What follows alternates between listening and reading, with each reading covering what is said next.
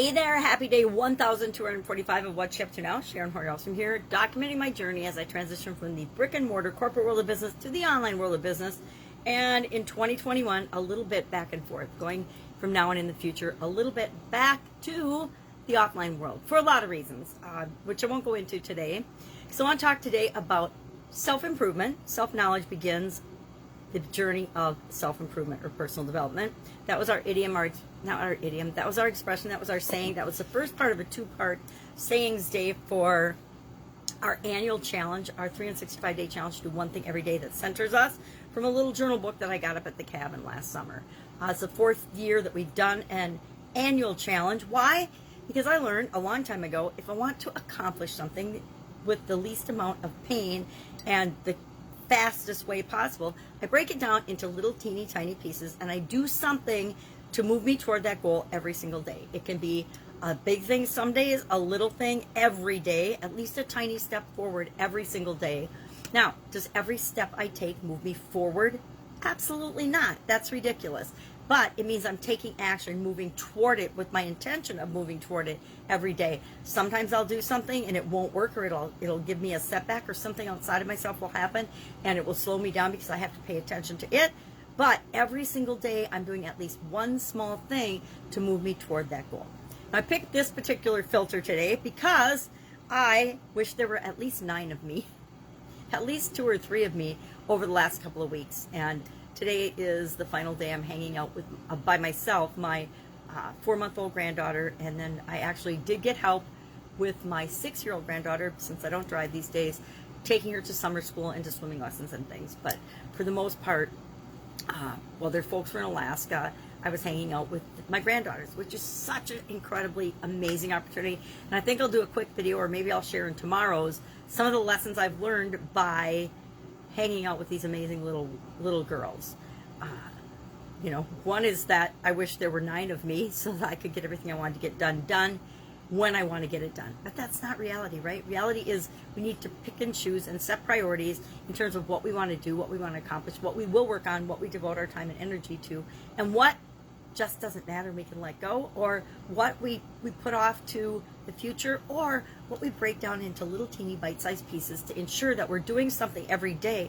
That's what my habits are. My habits ensure that I'm moving toward the things that I want, my big, hairy, audacious goals, my big legacy goals. Every day I'm working toward them automatically. I don't have to think about, okay, did I do something to make sure that I'm working toward my desired goals with respect to my health today?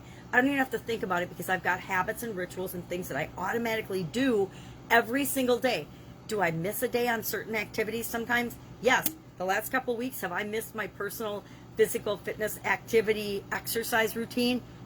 Absolutely, positively, because my priority is ensuring that my granddaughters have an awesome couple of weeks while their folks are away, and that they're well taken care of and loved, etc. That's my number one priority through this period of time. So our idiom, our expression today for Supersize Your Business was to hit the books. Now, this one always reminds me of school and then college and studying and learning new things in corporate America, or for my own businesses, doing my due diligence, researching. I like to research things. I'm curious about topics. I love to dig into them. And I more often than not have to remind myself that I don't have to know it all or figure it all out myself. I just need to have a broad understanding and framework by which to make choices and decisions, ask for help, decide if it's the right move for me, or the right subject, or the right topic, or the right plan, or the right project, and then do my due diligence with respect to who I want to work with, who I will and will not work with, who is a good fit for me and for the people that I serve is always my filter.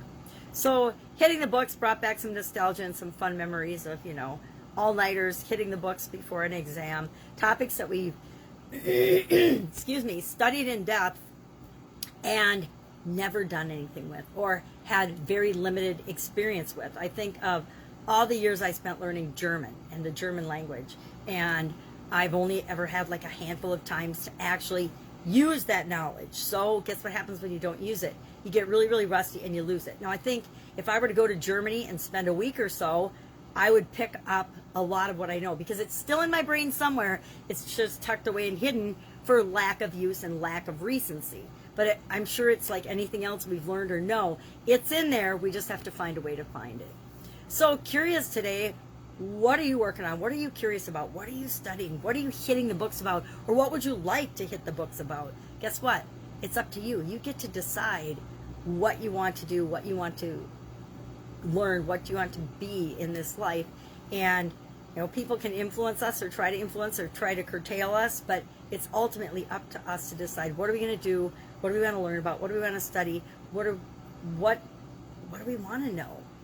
What do we want? Ultimately, it's about what do we want in our lives, and are we moving toward it, or are we making excuses and moving away from it? Sometimes I make excuses and I don't move toward my goals, but that's why I set myself up for success by creating routines and habits that ensure that even on the days I don't feel like it, I am moving toward my ultimate goals and objectives. And if you'd like to know more about that, hit me up and ask, because I love sharing how I do that. It's probably different than most people, because each of us have to take things that we learn and make them our own. Next Get Up and Go Challenge, August 1st. I want to add some tweaks and do some different things with it, but with the kids the last couple of weeks, I have not even thought about it. Hasn't even entered my conscious mind, but I'll work on that once their parents get back.